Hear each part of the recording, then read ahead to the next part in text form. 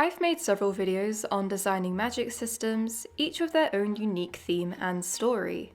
But what exactly is my thought process and methods behind creating these strange magical systems? If you don't know me, my name is Lily. I am an artist who creates my own world-building projects which I share to the channel. And today I will be going over my own advice and methods for designing an interesting magic system. So, the first step is the idea, the visual or conceptual hook. Ideas can come from anywhere. A game you've played, an image you've seen, a place you've visited. Mine often stem from a few specific inspirations.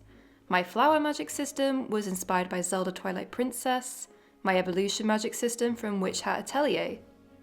I personally always like to have one main theme to my magic systems, or at least one narrative focus. It doesn't strictly need to be one, but having a singular focus can help to make sure the magic system doesn't get too chaotic, and can be really beneficial for creating a distinctive appearance for the world and magic.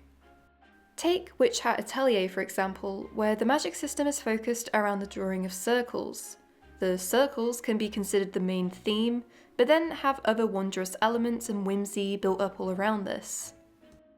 I currently have a heart magic system video in the works, inspired once again by Legend of Zelda, in particular the heart containers, which are mysterious fragments of life energy trapped within a crystallized container, granting the player regeneration of their own health. The project's gonna have princesses, a prince, demons, priests, heart surgery, all the fun stuff.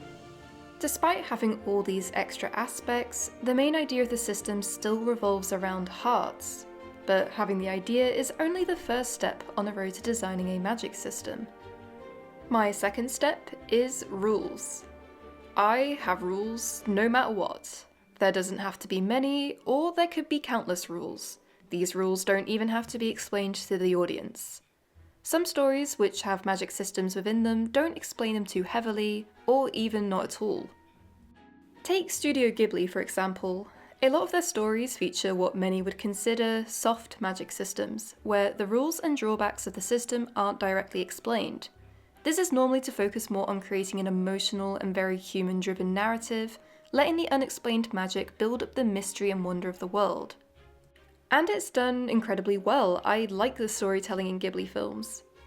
Over the Garden Wall is an animated story which again leans into this soft magic system extremely well, not over-explaining how the supernatural elements work, showcasing that eerie mystery of the forest, the unknown the characters traverse through. I prefer it when magic systems aren't entirely explained. There is something about that mystery which is so alluring.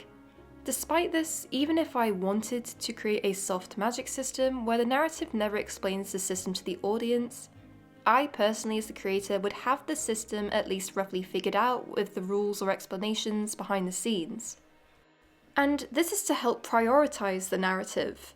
Sometimes when magic systems don't have solid rules, or they keep changing to suit the story and character situations, it can weaken the overall plot and make the stakes feel a lot less important.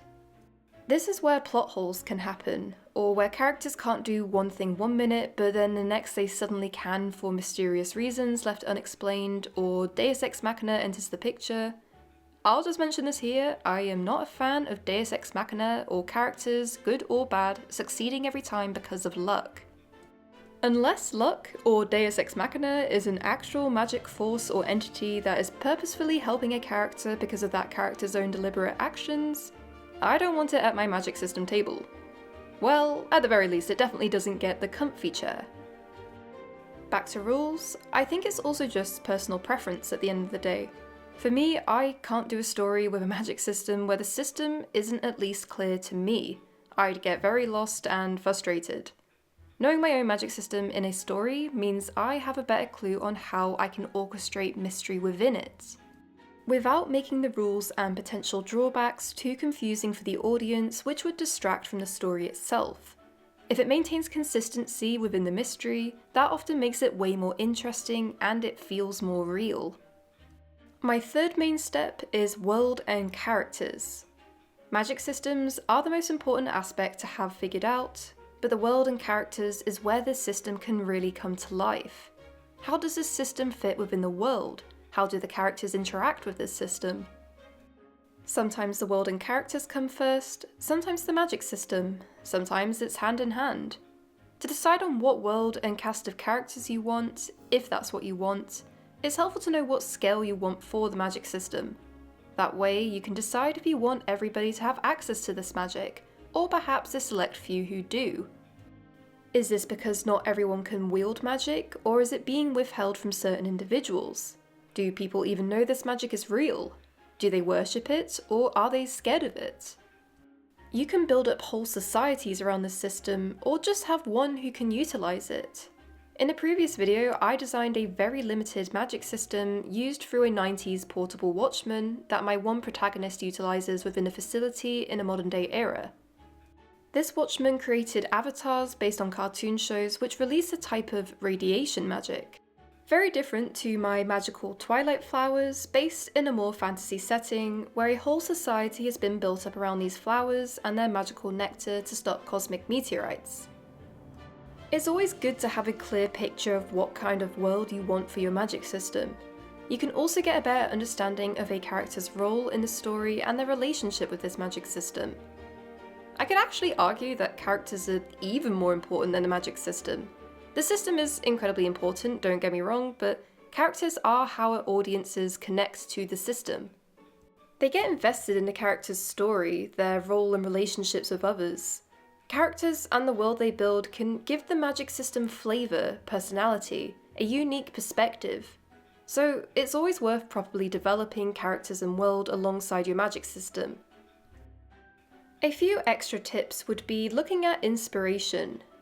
So looking at how others have done their magic systems can be a great way to visualize what you want for your own. I find that looking at popular magic systems, or even just fictional media more in depth, gives me a better idea of what I want and what I want to avoid. My nest egg project, which I've now started working on again, is inspired by SCP Foundation, a facility which contains and studies a variety of unexplainable objects and entities with their own unique abilities. The nest egg is a vault within a supernatural dimension which houses magical items and entities to stop them causing chaos within the dimension and beyond, or to protect them from malevolent forces outside. It made me realise that whilst I want the magic system to, of course, have rules, limits and drawbacks, I want there to be a feeling of openness and mystery to it, much like what SCP Foundation achieves. There's still a long way to go for it, and I don't fully know myself what the exact scale of this project is going to be, or even how good it's going to be, but I guess that leads me into my next point. Sometimes it's good to just play around. When I was first starting to design videos for YouTube, I really got in my own head about my concepts, thinking that unless I had everything 100% fully fleshed out and developed, no flaws or unfinished ideas, I shouldn't be sharing it. Ignoring that anxiety the best I can helped me build up a more fun relationship with YouTube, not putting so much weight on every video I made. That's why I often like playing around with a new concept or magic system in each video. It's just refreshing to try out different ideas with not so much stress on the full complexities of the story and world yet. It also helps me out a lot with fleshing out magic systems for worlds and stories I do want to build up and develop fully. Trial and error is a beautiful thing. Test a few things out to see what you like to create. Practice creating concepts, no matter how small at first, and then just brainstorm how to add more to it. Set whatever goals you're comfortable with, and then when you feel like it, try and push yourself past those goalposts. Lastly, and arguably one of the most important steps, is feedback. Listen to feedback. Sometimes having a fresh eye look over your magic system can help expose flaws or questions you didn't think of yourself. For example, in my flower magic system, I mentioned that nectar is a superglue-like substance used for construction, but it's also found in local delicacies. And I had people in the comments ask how that's possible and how the nectar can even be digested if it's like glue. And yeah, that's completely valid. I don't know why I didn't consider that. I think I just really wanted to design food, but I guess it doesn't have to have nectar in it. Because I was insinuating that nectar is almost indestructible, but then how would someone be able to digest it then? I mean, maybe it could be that the twilight flowers know to purposefully break down the nectar for consumption since they're sentient, but that's a great example of having a valid observation pointed out to you. Critique is really beneficial to getting feedback from people and see what the different opinions are about it. You don't have to change everything based off of one opinion, but getting these honest perspectives can help expose questions and what ifs you've never considered before, which you'd be kicking yourself for if you completely missed it. There's of course going to be a lot I've not talked about or in much detail, which is why I'll always recommend looking at other videos of creators who give really great advice on designing a magic system. Let me know what you think, and if you have any thoughts of advice you'd like to add down in the comments. Thank you as always, and we'll see you in the next video.